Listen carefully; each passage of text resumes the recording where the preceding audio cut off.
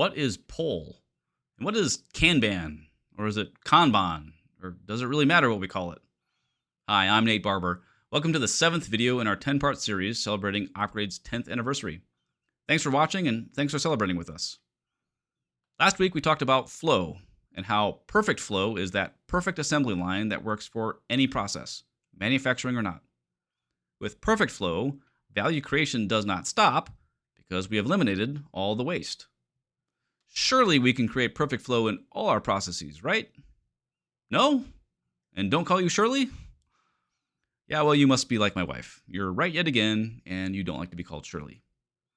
So in Lean, how do we reconcile our recognition that flow is best with our obvious inability to achieve perfect flow?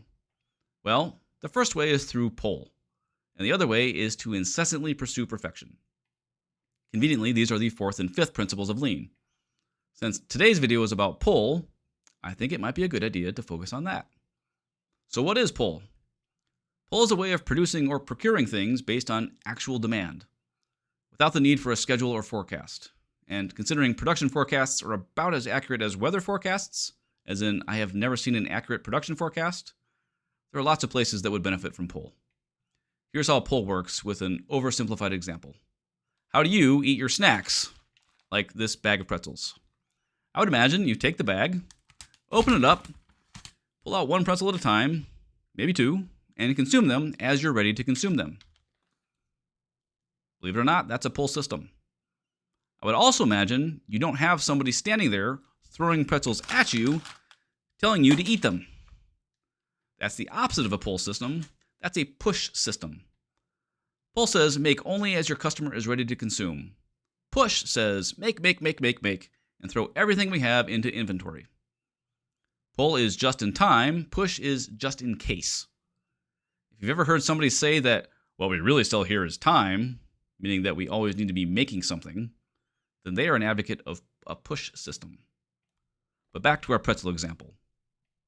As ideal as it would be to have one pretzel magically appear in front of us right as we're ready to consume it, we know that's not practical. Instead, we want to have some level of inventory, yet too much inventory is clearly waste. How do we strategically match our inventory to the customer's demand, whether that customer is internal or external? The answer is often Kanban. Let's say your job was to eat pretzels. Of course, as enticing as that might sound, you would probably be very sick of pretzels very quickly. Regardless, if your job were to eat pretzels, how would you want those pretzels supplied to you? You would probably want one bag of pretzels open in front of you, and maybe another bag ready to go beside you. Or perhaps more than one bag, depending on how long it took for the bags of pretzels to be supplied to you. You only have enough pretzels to cover however long it takes for that next bag of pretzels to get to you. That's basically Kanban. The benefit of Kanban is that it is visually managed. In this simple example with only 2 bags of pretzels, if my job were to supply you with pretzels, I would know you needed pretzels simply if there was an empty space next to you. No empty space, no pretzels for you. 2 empty spaces, meaning you've also polished off the bag in front of you? Well, then you get 2 bags. Kanban works well for mid-volume, mid-variability products and services.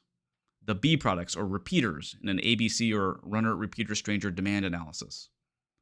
Kanban often works for your A or runner products also, and sometimes your C or stranger products, but not as often and with much more difficulty. Since Kanban is the lean way to handle batches, if your runners are always running, that's not really a batch and Kanban can be suboptimal. Similarly, for strangers, if you only ever produce infrequent small quantities in a single batch, that's not really best for Kanban either. We don't want those small quantities just sitting around just in case.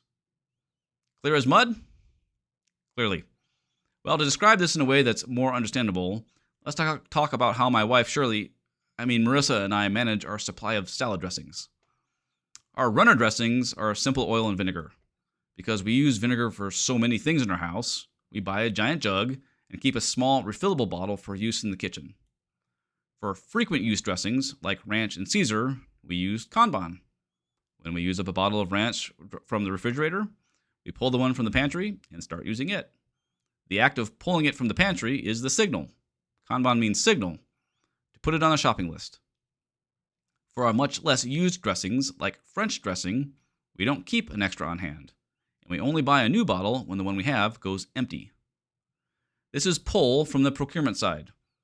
Bulk for the runners, Kanban for the repeaters, and buy to order for the strangers. Pull with procurement works well if you have stability in your supply chain, which we sort of have today.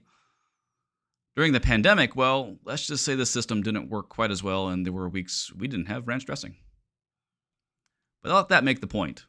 Kanban works well with stability and clear rules. If everyone follows the rules, everything works. If the rules aren't followed at any point, things can fall apart. That's why Kanban is best for your internal replenishing strategies, because you have the most control over your internal processes. Well, I hope you do at least. It's also not a coincidence that I'm using a supermarket analogy. When visiting the United States, Taichi Ono was amazed that he could go to any supermarket, buy all the bread from the shelf one day, and come back the next day to see it was all replenished. How did they do that? Ono understood it was through a pull replenishment system, where only what is pulled is replenished. And he saw how that could be applied in business. Okay, Nate, if pull is so great, how then do we implement it? Well, from what we've already discussed, I hope you already get that you first need to understand demand through a demand analysis, both the demand volume and the demand coefficient of variation, or COV. You need to know what your runners, repeaters, and strangers are, because you treat them differently in a pull system. From there, pilot it. Give it a try.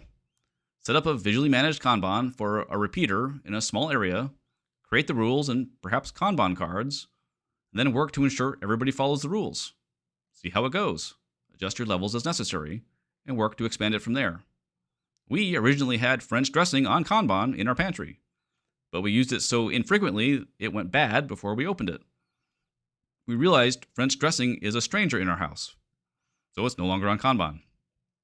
Follow the same process in your business, and you'll find you have much lower inventory levels, and yet find you're also running out of much less. Well, that's it for Pull and Kanban. Just like everything else in Lean, it's simple but not easy. The concepts are simple, but it's not easy because people are involved. Business would be great, except for the people. Next week, we're going to talk about the pursuit of perfection and how perfection must be the target benchmark. Until then, thanks for watching, and thanks for celebrating with us.